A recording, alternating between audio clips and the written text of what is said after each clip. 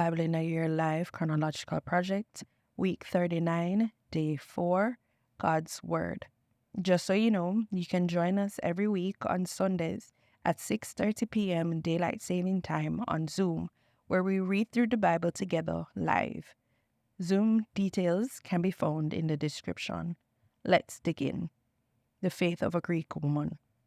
Jesus left that place and went to the territory of Tyre. He didn't want anyone to know that he was staying in a house there. However, it couldn't be kept a secret. A woman whose little daughter had an evil spirit heard about Jesus. She went to him and bowed down. The woman happened to be Greek, born in Phoenicia in Syria. She asked him to force the demon out of her daughter. Jesus said to her, "First, let the children eat all they want. It's not right to take the children's food and throw it to the dogs." She answered him, "Lord, even the dogs on the table eat some of the children's scraps." Jesus said to her, "Because you have said this, go, the demon has left your daughter." The woman went home and found the little child lying on her bed, and the demon was gone. The faith of a Canaanite woman. Jesus left the place and went to the region of Tyre and Sidon. A Canaanite woman from that territory came to him and began to shout, "Have mercy on me, Lord, Son of David. My daughter is tormented by a demon." But he did not answer her at all. Then his disciples came to him and urged him, "Send her away. She keeps shouting behind us." Jesus responded, "I was sent only to the lost sheep of the nation of Israel." She came to him, bowed down, and said, "Lord, help me." Jesus replied, "It's not right to take the children's food and throw it to the dogs." She said, "You're right, Lord, but even the dogs eat scraps that fall from the master's tables." Then Jesus answered her, "Woman, you have strong faith. What you wanted will be done for you." At that moment, her daughter was cured. Jesus cures a deaf man. Jesus then left the neighborhood of Tyre. He went through Sidon and the territory of the 10 cities to the Sea of Galilee. Some people brought to him a man who was deaf and who also had a speech deficit. They begged Jesus to lay his hand on him. Jesus took him away from the crowd to be alone with him.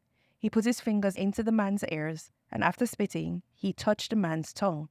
Then he looked up to heaven, sighed, and said to the man, "Ephphatha," which means, "be opened." At once, the man could hear and talk normally. Jesus ordered the people not to tell anyone, but the more he ordered them, the more they spread the news. Jesus completely amazed the people. They said, "He has done everything well. He makes the deaf hear and the mute talk." Jesus moved on from there and went along the Sea of Galilee. Then he went up a mountain and sat there. A large crowd came to him, bringing with them the lame, blind, disabled, those unable to talk, and many others. They laid them at his feet, and he cured them. The crowd was amazed to see mute people talking, the disabled cured, the lame walking, the blind seeing. So they praised the God of Israel. Jesus feeds 4,000. About that time, there was once again a large crowd with nothing to eat. Jesus called his disciples and said to them, "I feel sorry for the people. They have been with me 3 days now and have nothing to eat. If I send them home before they've eaten, they will become exhausted on the road. Some of them have come a long distance." His disciples asked him, "Where could anyone get enough bread to feed these people in this place where no one lives?" Jesus asked them, "How many loaves of bread do you have?" They answered, 7. He ordered the crowd to sit down on the ground. He took the 7 loaves and gave thanks to God. Then he broke the bread and gave it to his disciples to serve the people. They also had a few small fish. He blessed them and said that the fish should also be served to the people. The people ate as much as they wanted. The disciples picked up the leftover pieces and filled 7 large baskets. About 4,000 people were there. Then he sent the people on their way. After that, Jesus and his disciples got into a boat and went into the region of Dalmanutha.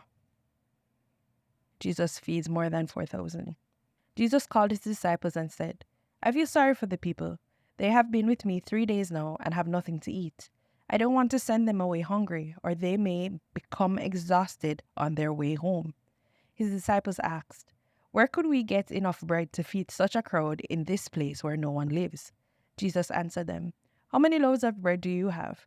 They answered, 7, and a few small fish. He ordered the crowd to sit down on the ground. He took the 7 loaves and the fish and gave thanks to God. Then he broke the bread and gave it to the disciples, and they gave the bread and fish to the people. All of them ate as much as they wanted. The disciples picked up the leftover pieces and filled 7 large baskets. 4,000 men had eaten. This number does not include the women and children who had eaten. After he sent the people on their way, Jesus stepped into the boat and came to the territory of Magadan. The Pharisees asked for a sign from heaven. The Pharisees and Sadducees came to test Jesus, so they asked him to show them a miraculous sign from heaven. He responded to them, "In the evening you say that the weather will be fine because the sky is red, and in the morning you say that there will be a storm today because the sky is red and overcast. You can forecast the weather by judging the appearance of the sky, but you cannot interpret the signs of the times. Evil and unfaithful people look for a miraculous sign, but the only sign they will be given is that of Jonah." Then he left them standing there and went away. The Pharisees asked for a sign from heaven. The Pharisees went to Jesus and began to argue with him. They tested him by demanding that he perform a miraculous sign from heaven. With a deep sigh, he asked, "Why do these people demand a sign?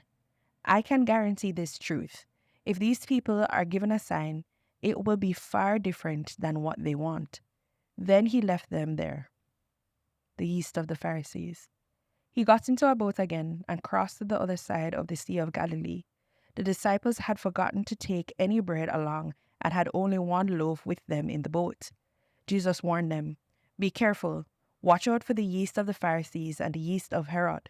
They had been discussing with one another that they didn't have any bread. Jesus knew what they were saying and asked them, "Why are you discussing the fact that you don't have any bread? Don't you understand yet? Don't you catch on? Are your minds closed? Are you blind and deaf? Don't you remember? When I broke the 5 loaves for the 5,000, how many baskets did you fill with leftover pieces?"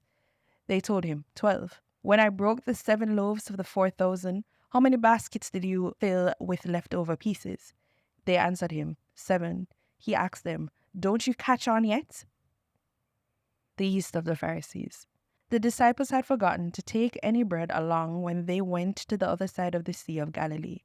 Jesus said to them, "Be careful. Watch out for the yeast of the Pharisees and the Sadducees." The disciples had been discussing among themselves that they had not taken any bread along. Jesus knew about their conversation and asked, "Why are you discussing among yourselves that you don't have any bread? You have so little faith. Don't you understand yet?